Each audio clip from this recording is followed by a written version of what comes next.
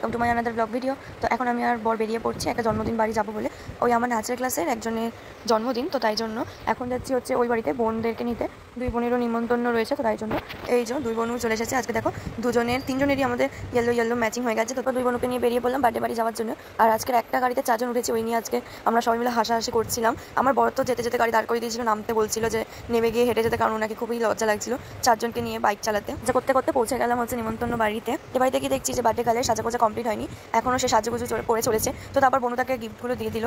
তারপর কিছুক্ষণের মধ্যে ডাকলো কেক কাটার জন্য। এদিকে দেখো বার্থডে গালের জামার সাথে বার্থডে গালের কেকের কালারটাও কিন্তু ম্যাচিং হয়ে গেছে। আর তোমরা কিন্তু ওকে বার্থডে উইশ করতে ভুলো না, অবশ্যই কমেন্টে সবাই বার্থডে উইশ করে দিও। Happy birthday dear Trisha, happy birthday to you.